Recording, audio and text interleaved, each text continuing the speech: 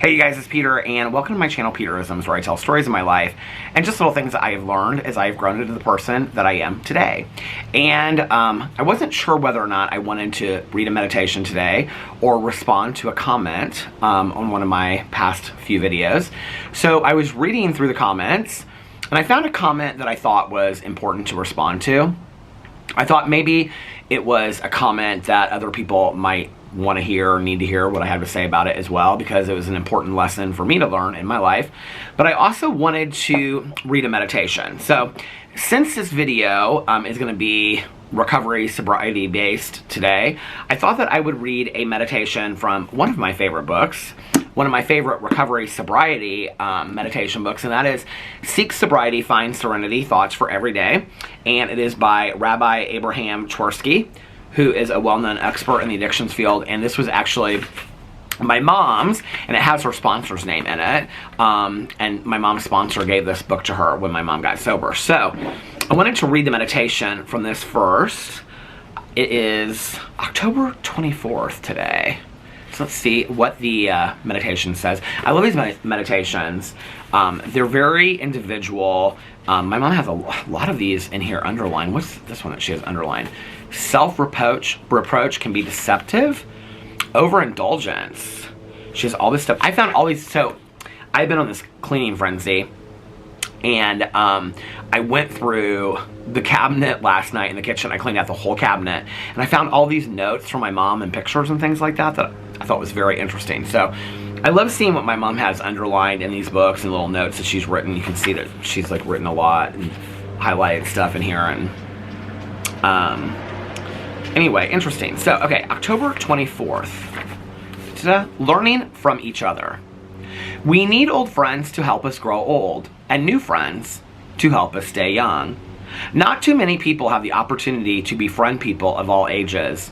Young people tend to associate with their peers and older folks with theirs. The latter may indeed grow old together, but depression sets in when the group thins out by attrition. The recovery program provides an unparalleled opportunity to avoid this. People of all ages attend meetings, and because it is generally the oldest members who have the most years of sobriety, young people are advised to seek their advice or engage them as sponsors. The young benefit from the experience and wisdom of the old, and the older people are rejuvenated by their association with the young, reliving experiences they had decades ago. The program is always replenished with newcomers. The old are always needed and never outgrow their usefulness. Perhaps the program is not the proverbial fountain of youth, but it is certainly a far cry from a depressing assemblage of people who feel that life is behind them. I think this is a really interesting meditation, actually. You know, when I think about my friend group, I have friends of mine, specifically my recovery friend group. I have friends of mine that are in their 80s. I have friends of mine that are in their 20s. I have friends of mine that are in their 20s that have been sober for 10 plus years. I have friends of mine that are in their 80s that have, 6 months to a year sober, that just got sober. When I first got sober, it was what this book is talking about. This book probably came out, before I got sober, because my mom's sponsor gave it to her. So let's see what year it was that my mom got sober in 95. This came out in 93. So at that time, that was very true that the majority of the older people that were in recovery programs, excuse me, were older, and that younger people were people that had less time of sobriety. I don't know that that's necessarily the case today. I know a lot of 30-year-olds that got sober at 14, 15, 16 that have double-digit years of sobriety. I know a lot of people that are coming into sobriety at 60, 70, 80. One of the reasons why it's important for me to share my mother's story is because my mom didn't get sober until she was 51 years old. I have a very dear friend of mine whose partner got sober at, I believe, 62. I have friends of mine that are in their late 70s to early 80s that are just getting sober today. I think the reason why it's important for me to share my mother's story, it seems kind of strange today because there's a lot of 50-year-olds getting sober today, right? But the reason why it has always been important for me to share that story is to, A, never give hope on a family member or a friend. And number two, that people can get sober at any age. When my mom got sober at 51, that was older for a lot of people getting sober. Not a lot of people at that time were getting sober at 51 years old, People were getting sober between 20 and 40. 51 was actually kind of aged out as far as people getting sober. I think the mentality was, well, what's the point getting sober at this age, and whatever. But my mom ended up having, 12 years and 11 months of an amazing life as a result of her sobriety. Being her age today, and I did a video about this when I turned 51, being my mom's age today that she got sober at is so surreal to me. Because I feel like I have so much life left in me, but I can remember at the time she felt like she was giving up so much life to get sober. But then she ended up having the most miraculous life ever. I think being part of a recovery program, you just kind of know you're going to have friends of all different kinds of ages, and backgrounds, and we're all different, right? But we all have, nobody's unique in recovery. Like, we all have similar stories, and I think that that's one of the most powerful things about being in recovery, is that you see, okay, with my background and how I was raised, and, who I am as a person, whether I'm an only child or somebody has 10 siblings, or whether I got sober at 23 or somebody got sober at 73, or no matter what, right? That sobriety is possible for anybody, and our stories are very similar, Whether somebody's getting sober at 85 or somebody's getting sober at 25, the stories are very similar. And so then you kind of look past that, and what you look at as you look at the person, And I think that's why so many friendships are built, relationships are built in recovery of different ages, My sponsor is in her 60s, and she has lots of sponsees that are in their early 20s, and they get along very, very well and come and spend hours at her house and hang out with her and things like that. So I think, it's important to know that. And, I have worked with men that were older than me. I have worked with men that were younger than me.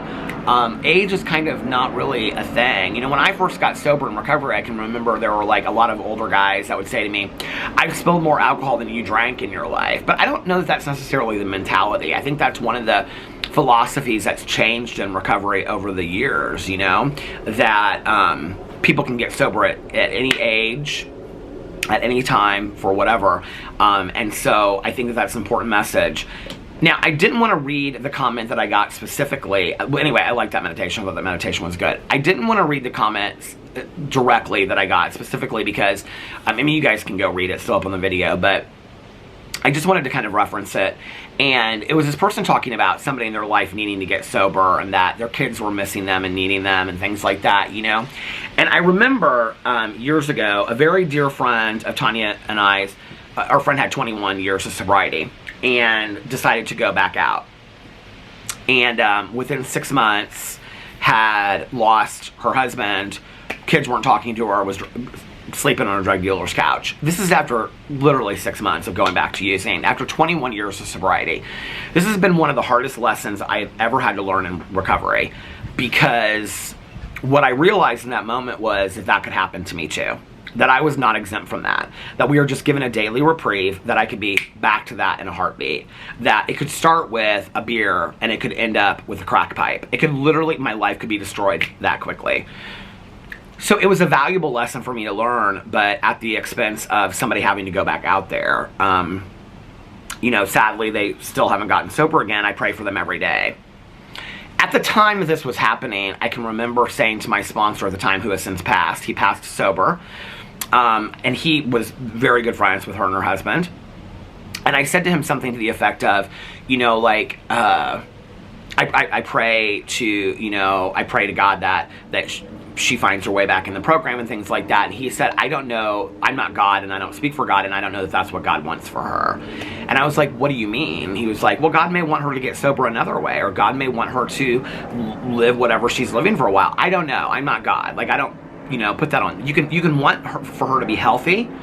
This is where I have learned to step back. Like when my mom, when I was talking to her about praying for a relationship to work, and she goes, well, what exactly are you praying on? And I said, for us to get back together, and for us to, she goes, God's not a wish granter. We pray for understanding, hope, perseverance, forgiveness, things like that, compassion, love, and kindness. We don't pray for wishes, like we're going to get back together. She goes, you can pray for whatever you want to pray. She goes, but those are the things that help us in the long run. I've learned that over time. I've learned that those prayers are more meaningful to me over time to pray for the bigger things, right?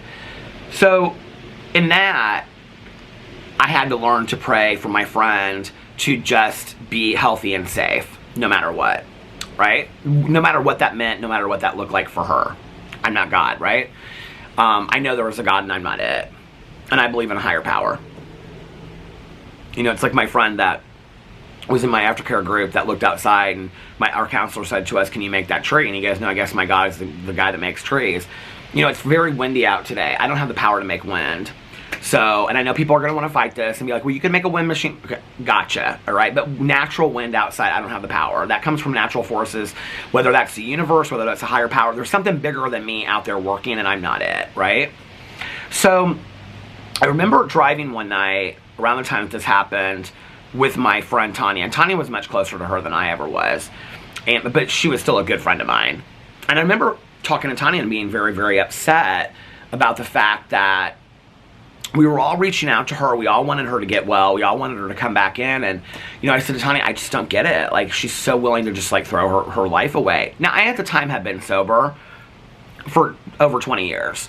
She and I were a year apart. So when she was 21 years sober and she went back out, I was 20 years sober. So at this time, I would have been 20 plus years sober. And this was probably at about a year or two of her having gone back out. So it's probably about 21, 22 years sober. And I can remember having sitting in the car and having a conversation with Tanya and just being like, I don't understand, like, her just throwing her life away. Do you know how many addicts and alcoholics I've met in my life that literally throw their lives away on a daily basis? My own experience, I was throwing my life away and didn't even realize it, right? Like, this shouldn't be a new thing to me. I live it every single day, and yet I still don't get it sometimes, right? And I'll never forget, Tanya said to me, she hasn't felt enough pain yet. And this is why it's important for us to set limits and boundaries with addicts and alcoholics in our life. And I said, okay, yeah, I get it, but what do you mean? She goes, she's not going to make changes until she's felt enough pain, and for everybody, that's different. You know, for some people, they can lose their house, their kids, their husband, their job, all their money, and it still isn't enough pain. You know, for other people, it's like they get arrested one time, and that's enough pain. For other people, it's, you know, they get into an argument, and that's enough pain. Pain is different for each person, but each person has to feel enough pain. You know, we have a saying in recovery that there wasn't enough giggle left in the bottle. And when I got sober, there was still giggle left in the bottle. That's one of the things that's always scared me, is that there was a possibility that I would go back out there and start using again, looking for that giggle that was left in the bottle, you know? I think it's important to remember that what does pain look like for you? Whether it's about addiction issues, whether it's about needing to see a therapist and marriage counseling, whether, you know, I mean, we did not go to marriage counseling until the pain was so bad, until we were literally looking at divorce. I'm sad that we waited that long. I am somebody in my life that I never seek help. And this is one of the things that I've tried to change in the last 5 or 10 years, but I never seek help. And I don't love terms, because this is something I've learned from my husband in therapy, terms like always and never. But I can honestly say I am somebody that rarely, I guess I should say, seeks help unless things are bad, right?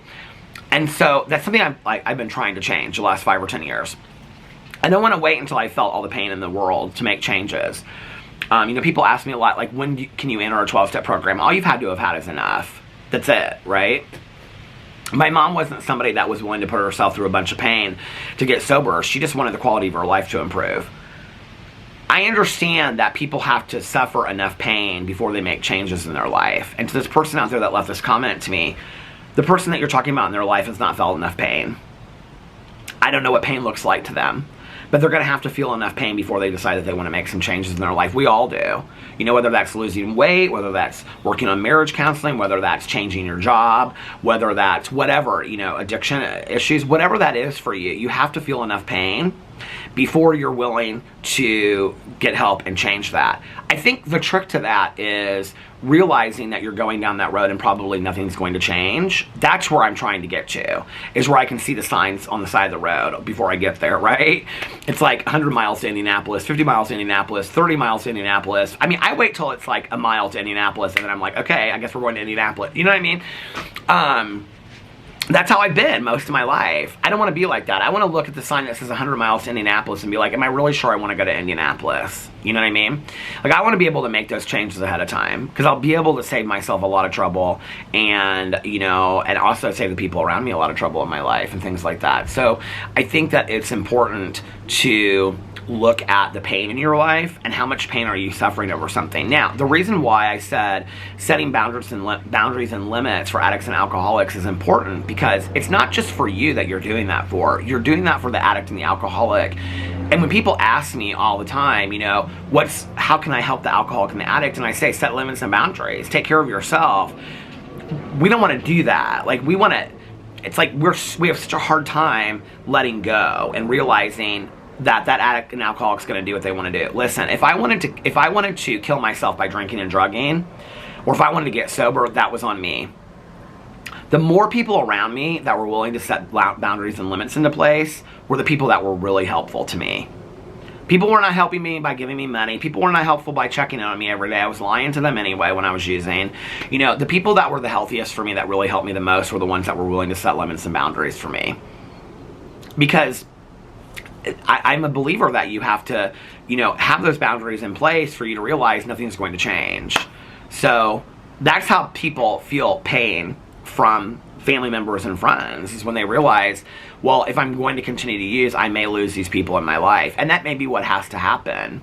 And that may be the only way that you can really help that person. And I know that's hard. But really then ask yourself the question, where's the selfishness on your part come in that you're unwilling to give that person up? Well, I love them so much I can't give them up. What's your motive in it?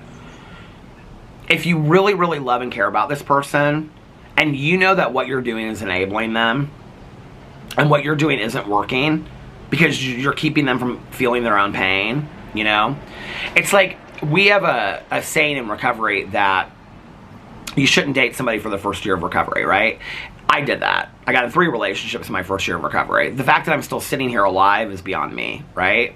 It was because you don't really have anything to give anybody else, and you're working on yourself. So that first year should be just for yourself. I have a very dear friend of mine that I really respect, and I remember we were talking one time, and she sponsors a lot of young women, and she was talking about the women that she sponsors, and I said something about, she was talking about a relationship that one of her sponsees was in, and I said, do you not tell your girls that they can't be in relationships in their first year of recovery? She goes, I used to. She said, I used to tell them that all the time, that I wouldn't sponsor them if they were in a relationship in the first year of recovery, because see, we're old school. That's kind of how we were taught. She goes, but I don't do that anymore. She goes, I don't stand in the way of somebody's pain.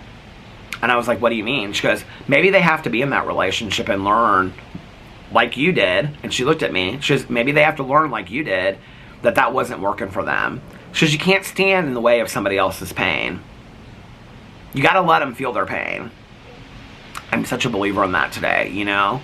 Because that's really how I've made most of the changes in my life, and I'm grateful for that. It's hard for us to watch and see that happen to somebody else. But I also think that sometimes it's the biggest motivator. You know, that was something that Tanya got 8-9 years ago that I didn't get, you know? I wish I had. I'm starting to get it today. That doesn't mean that I don't care about my friends and family and love my friends. And, well, I don't really have that many. I don't have any family that's, you know. But anyway, it doesn't mean I don't love and care about my friends that are suffering out there. But that does mean that I can remove myself from enabling them and allow them to feel their own pain, you know? So anyway, let me know what you think about that in the comment section below. I love you guys so much, and I'll see you tomorrow. Bye.